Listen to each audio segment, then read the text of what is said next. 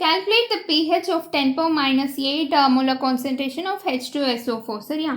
So first இந்த H2SO4 வந்து எப்படி டிசோஷியேட் ஆகும் வாட்டரில் அப்படிங்கிறத பார்ப்போம். 2H+ ஆகும் ப்ளஸ் SO4 2- ஆகும் வரும். இதை எப்படி நீங்கள் கண்டுபிடிக்கலாம் அப்படின்னா, ஸோ இதில் வந்து 2 இருக்குல்ல, அந்த 2 அப்படியே முன்னாடி வரும். இப்போ இந்த SO4 எத்தனை இருக்குது? 1 தான் இருக்குது. ஸோ 1SO4 சரியா. அப்புறம் இந்த 2 வந்து ரைட் சைடில் உள்ளதில் -2 வரும் சரியா.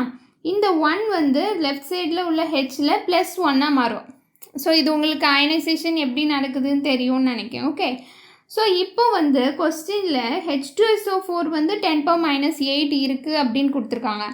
இது வந்து ஒரு ஸ்ட்ராங் ஆசிட், ஸோ கம்ப்ளீட்டாக டிசோஷியேட் ஆயிரும். ஓகே, ஸோ இப்போ இது H+ அப்போ எவ்வளோ இருக்கும்? 2 டைம்ஸ் இருக்குல்ல, அப்போ 2 × 10 power -8 இருக்கும். SO4 2- எவ்வளோ இருக்கும்? 10 power -8 தான் இருக்கும். 1 × 10 power எல்லாம் ஒன்று தான் சரியா. ஸோ இப்போ நம்மளுக்கு H+ தான் நம்மளுக்கு தேவை எப்போவுமே, ஏன்னா pH கண்டுபிடிக்க H+ தேவை.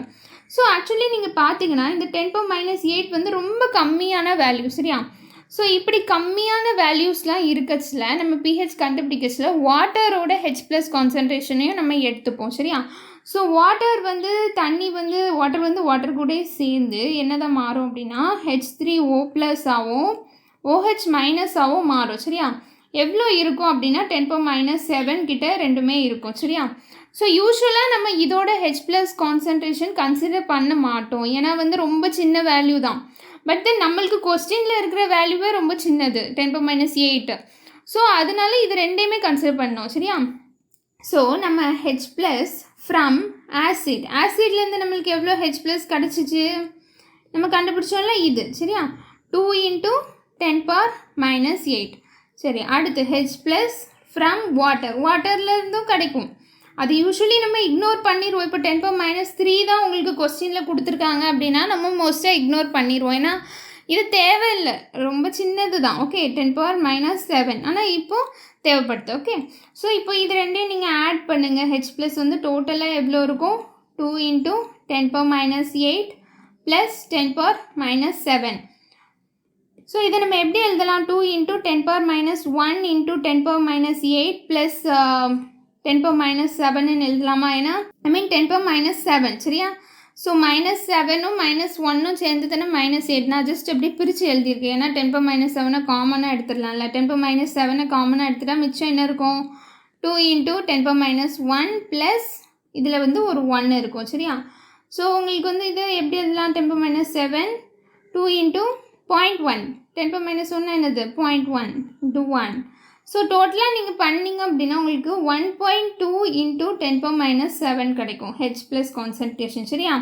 ஒன்ஸ் H+ கான்சன்ட்ரேஷன் கிடச்சிச்சின்னா pH கண்டுபிடிச்சிடலாம். Okay, pH = log of H+. So H+ என்னது? -log of 1.2 × 10 power -7 சரியா. ஸோ இதை எப்படி எழுதலாம்? -log of 1.2 மைனஸ் அப்படியே உள்ளே கொண்டு போகிறேன், -log of 10 power -7. So -log of 1.2 அப்படியே வச்சுட்டு இது வந்து பின்னாடி போகும் அப்படி தானே. ஸோ -7 × மைனஸ்னால் +7 ஆயிரும் சரியா. log 10 வரும். log 10 வந்து என்னது? 1. ஸோ இது ஃபுல்லாக வந்து அப்படியே 1 ஆயிரும். ஸோ மிச்சம் என்ன இருக்குது? 7 - log of 1.2.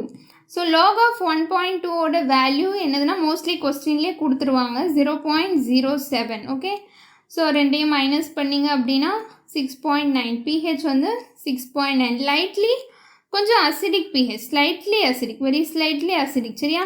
கிட்டத்தட்ட நியூட்ரல் மாதிரி தான், பட் ஸ்லைட்லி அசிடிக் அப்படின்னு சொல்லலாம். ஏன்னா pH வந்து கொஞ்சம் less than 7 இருந்தாலே கொஞ்சம் லைட்டாக அசிடிக். Okay, thank you.